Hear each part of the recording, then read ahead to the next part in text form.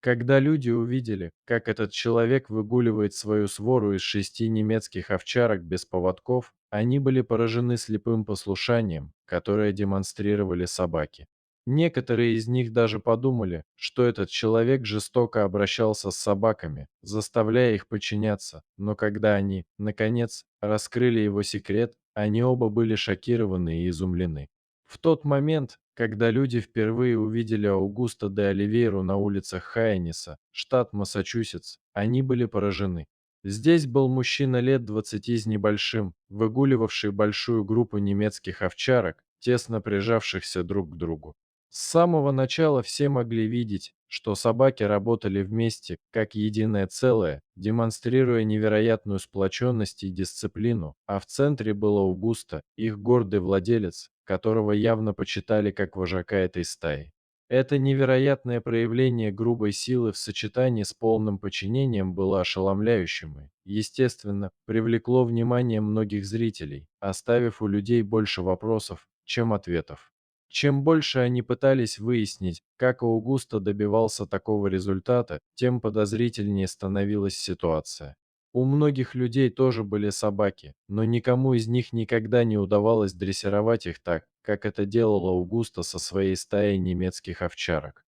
Даже другим кинологам и экспертам по животным было трудно понять, как эти собаки могли двигаться в таком унисоне в таких необычных условиях. И когда какой-нибудь наблюдатель осмелился подойти немного ближе к стае, он обнаружил нечто невероятное и в то же время экстраординарное.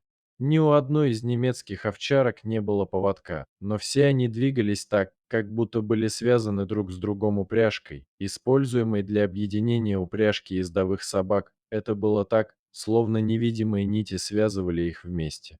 Каждая собака знала свое место и выстраивалась в линию по команде Аугуста. У собак была дисциплина армейского взвода. У них также никогда не было драк, когда один пытался утвердить свое господство над другим, и ни одна из немецких овчарок не обращала внимания на других собак, проходящих мимо. Они полностью игнорировали лай других собак за заборами или на поводках у своих хозяев. Они были сосредоточены на своей стае и своем вожаке, и ни на чем другом. Люди с благоговением смотрели на Аугуста и его собак, когда они отправлялись на свои ежедневные прогулки по улицам и паркам Хиониса.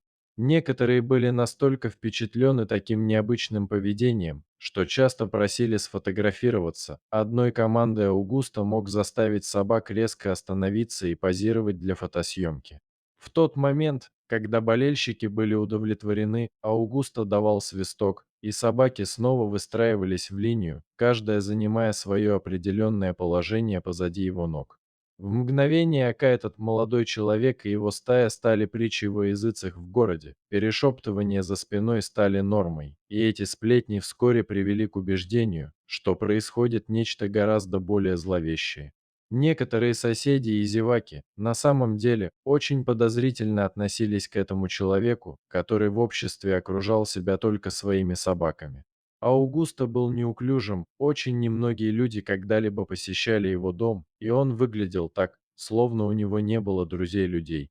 По вечерам самозванные следователи часами проводили возле его квартиры, выглядывая из-за занавески и прислушиваясь к любой зацепке, которая могла бы объяснить, как такой кроткий человек заставлял всех этих свирепых собак повиноваться ему. Они подозревали, что он, возможно, жестоко обращается с ними, заставляя подчиниться, и некоторые даже рылись в его мусорных баках, пытаясь разоблачить его. Одной из таких соседок была любопытная дама, посвятившая свою жизнь спасению бездомных животных. Она была убеждена, что Аугусто использовал ошейники с электрическим током, чтобы заставить своих собак повиноваться.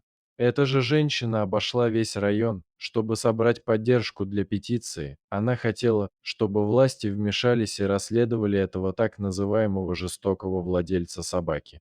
Аугусто, вероятно, и сам смог бы рассеять все эти сомнения, если бы четко объяснил свои методы обучения, но всякий раз, когда его спрашивали о них, он оставался очень скрытным. Неосознанно это нежелание признаваться усилило подозрение. Самое большее, он признался бы, что ему потребовалось много преданности делу и терпения, чтобы довести свои методы до того уровня, когда он мог выгуливать своих собак на публике без необходимости использовать поводки. Честно говоря, все знали, что это правда, ни для кого не было секретом, что он посвятил свою жизнь тому, чтобы стать опытным дрессировщиком собак. Аугусто вырос с немецкими овчарками, пастушьей породой, известной своим мужеством и преданностью. Эти собаки имеют сильную склонность охранять то, что они считают ценным, и без колебаний рискнут своей жизнью, защищая своих близких. Любой мог видеть, что эта свора собак будет защищать Аугуста ценой своей жизни. Но эта слепая лояльность в конечном итоге стала той чертой, которая побудила полицию расследовать тщательно продуманную жалобу о возможном жестоком обращении с животными. По мнению некоторых людей, эти собаки никоим образом не могли быть послушными просто потому, что уважали Аугуста. Их владелец, должно быть, применял какие-то зловещие методы пыток, чтобы принудить их к непоколебимому повиновению. Если бы любопытные соседи и неосведомленные граждане нашли время, чтобы сделать свою домашнюю работу, этого вторжения в частную жизнь можно было бы легко избежать. Хотя Аугусто устроил себе жизнь в Массачусетсе, он вырос в Бразилии. Мальчиком он был окружен немецкими овчарками и сразу же проявил живой интерес к поведению животных. Аугусто часами проводил время среди собак на бразильской ферме. Почти случайно он обнаружил, что обладает природной способностью влиять на их поведение. Когда сотрудники полиции вошли в его квартиру, они были ошеломлены увиденным. Аугусто и его собаки вели необычный образ жизни. Не было никаких признаков собачьих будок или загонов, где спали Гриффин, Хармони, Дженна, Присцилла, Ханна и Саванна. Вместо этого все собаки делили постель с Аугусто. Ни один диван или ковер не были запретными для компаньонов и друзей Аугуста. Это был человек, который явно ел собак и дышал ими.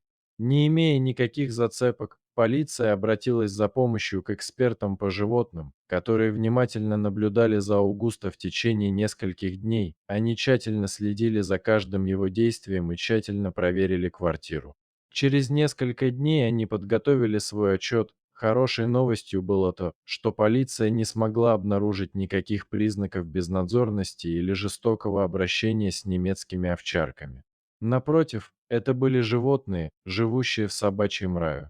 Хотя полиция и службы спасения животных высоко оценили бдительность представителей общественности, которые заботились об интересах уязвимых собак, этот конкретный случай оказался полностью ложной тревогой. С собаками, которыми владел Аугусто, обращались как с членами королевской семьи, они получали самое лучшее питание и уход из возможных, их владелец любил их, как своих собственных детей. Несмотря на то, что Аугусто был возмущен мыслью о том, что люди могут так низко думать о нем, он сумел найти золотую середину в этой странной ситуации.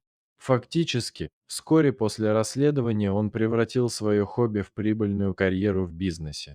Аугусто смог основать питомник Гриффин Шепард, где он посвятил бы свое время и усилия обучению собак быть высокодисциплинированными и послушными своим владельцам. Многие владельцы отправляли своих щенков Аугуста, и в течение нескольких недель они собирали хорошо воспитанных, полностью обученных собак, которые могли легко адаптироваться к небольшим квартирам или любым другим условиям. Хотя он дрессировал все породы, его специальностью были немецкие овчарки. Этот талантливый человек тщательно хранил секреты своих методов дрессировки, но был готов поделиться тем, что его собаки видели в нем часть стаи. Это можно было установить, только проводя много времени вместе.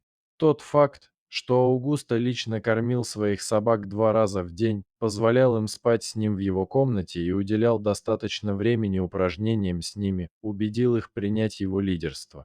Когда собаки знакомы с языком тела и командами владельца и относятся к нему как к вожаку стаи, это приводит к тому единству и дисциплине, которые проявлялись всякий раз, когда люди видели Аугуста гуляющим со своими собаками. Аугуста не только может вести своих шестерых немецких овчарок без привязи по улицам Хиониса, но и утверждает, что способен вести до 15 распоряженных собак одновременно, не попадая ни в один несчастный случай.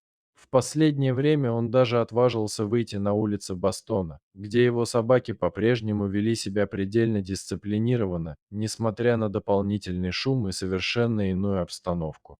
Его методы обеспечили ему исключительную репутацию и сделали его интернет-сенсацией с 2013 года, когда одно из этих видео стало вирусным. Смогли бы вы подойти к немецким овчаркам, которые не на поводке, на оживленной улице? Что вы думаете о методах обучения Аугуста? Расскажите нам в комментариях ниже.